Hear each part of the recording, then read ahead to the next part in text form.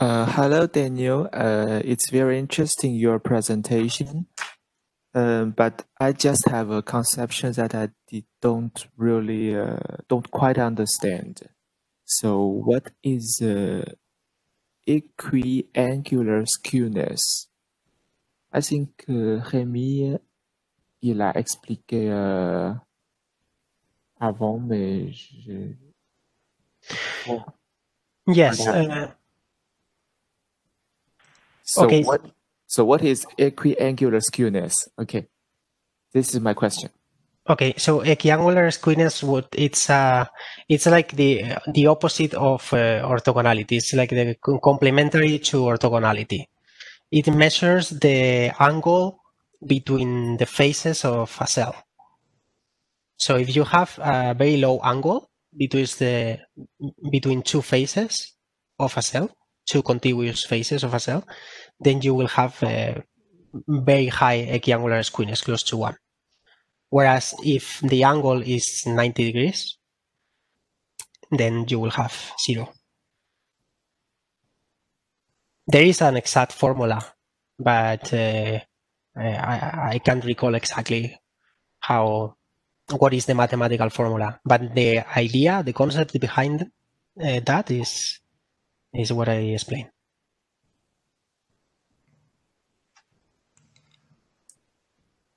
Okay, I understand. Thank you.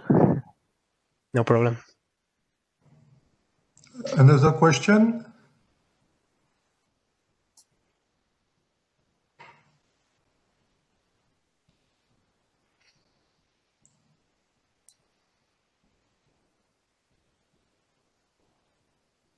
We have a question on the chat. Okay, let me see if I can. So it's how much of the grid generation is done in parallel? How much of the grid generation is done in parallel? It's how many cores have you used? You know, you were on a laptop. Yeah, I used 12 logical processors. I mean, it's nearly what we don't. I don't know if we have the input-output in parallel, but nearly all the steps are in parallel, I think. With Omnis. Yeah. For autogrid, for example, Omnis autogrid, we know not all the steps are in parallel, but nearly all. And the other question is how many cells? Daniel, how many cells you have in this? How many cells? So, sorry, I forgot to mention, but you can see here, it's 1.4 million. And it tells you the number of ixaedrons, number of prisms, number of pyramids, and number of tetra. And of course, negative and concave twisted. We don't have any of those, happily. Okay. So, thank you. I have another question if we have time. Yeah. Yes. I'd like to know what the status is for meshing and unsteady flows where flow features move transported. So what's the current status in commercial software for unsteady flows? I not understood well.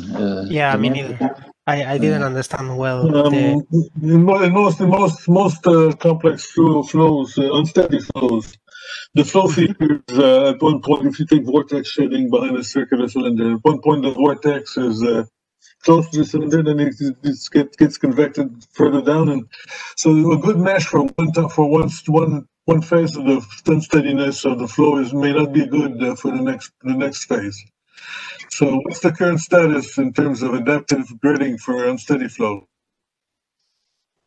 Okay, so the well, question... I think well, in turbo machinery for unsteady you have some limitation on the pitch, so you have mainly to duplicate all oobleck paces and generate your full geometry. So you cannot anymore use with periodic assumption. You cannot use that anymore. Okay. And you have some.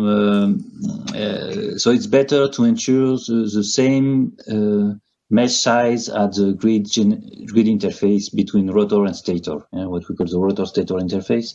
So at this stage, you have to ensure the same grid size, ideally the same number of points, and so on.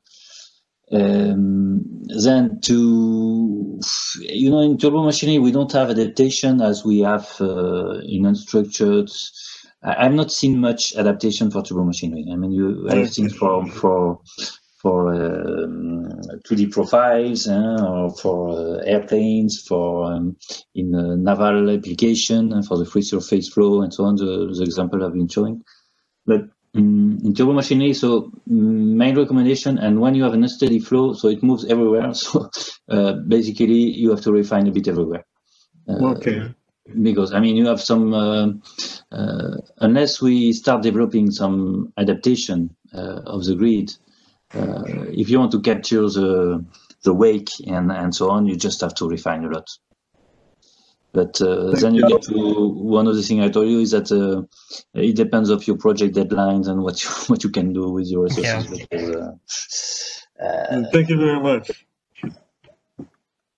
Excuse me? No, he said thank you. He said thank you. Thank you. Yeah. I think there was another question in the chat, no? Okay. Yes, here's another question. Can you read it, please? Because I don't have access to the chat. I don't know why. No, we have not been talking of high-order meshes. NumIbérica is working on that. That's clear. High-order mesh is actually when you have a mesh that is not between the green nodes. You don't have lines. You have curves. But we're working on that. Yes, that's. I mean, there are two kinds of, in my opinion, there are two kinds of CFD. There is the academic and the industrial. And we have something in academic, and it will take some time to transfer to industrial. But we don't have it already available in Omnis. Also, it's a plan for the near future. But near future, I cannot tell you if 2 years, 3, 4, 5. Thank you. Okay, sure. Thank you. Okay, employees at NumIbérica. Well, I think in Brussels there are about 120, and worldwide it's 116. And for students, there are some opportunities. Well, now with the COVID, it's a bit difficult, but there are always opportunities to do some internship. And NumIbérica is very open to collaboration. If you know, maybe you know the books from Professor Hirsch on CFD, and Professor Hirsch is the president of NumIbérica, and still working there, and very motivated, and always wanting to push NumIbérica towards the new technologies, and for example, high-order mesh. And so if you want to collaborate on some topics, you're welcome to contact us. And check the NumIbérica webpage for academia. It's a very interesting offer, I think. D'accord, merci.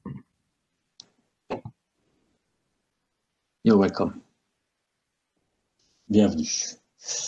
Maybe we have time for one question or two, maybe.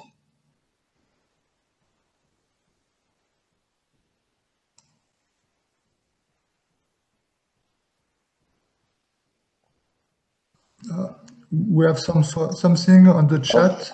No, overset, and sometimes we call chimera, overset grid adaptation method. So it's two different things actually. It's just we combine them. Overset is as you have a mesh, one mesh is defined, and you have another mesh inside the mesh, but it's not the same. And so you have one moving mesh inside the external mesh, let's say. And then you have grid adaptation. So grid adaptation is refinement of the mesh, depending on some criteria, and you have some flow criteria. You can have some error criteria, or you can have geometrical criteria. And when we combine both, we try to have where we transfer the flow from one grid to another, from the overset grid to the external grid.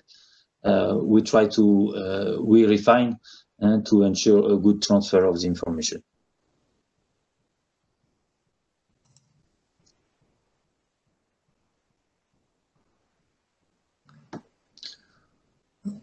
We have another one. This is interpolation techniques. I think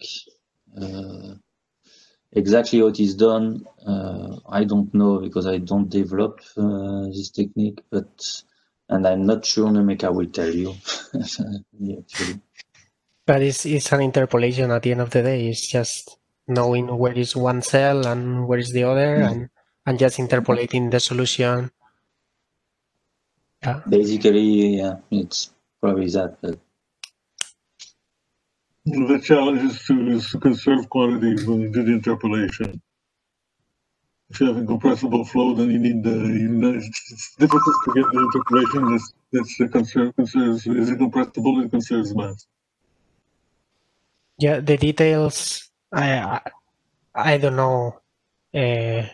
I don't know exactly how it's done. I know the idea is doing the interpolation, but yeah, I don't know if for compressible flows there are some particularities. yes, it's a problematic of the non-matching between different grids.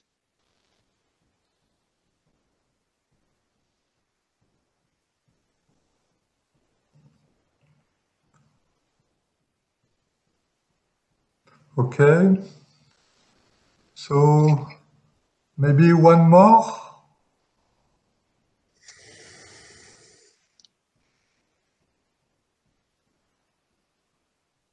I think it's C++. We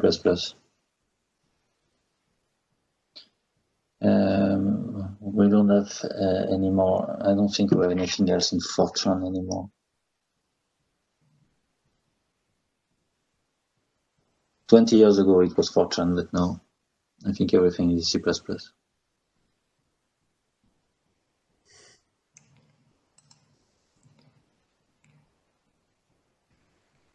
Okay. So if nobody has no more question, maybe we can close this session.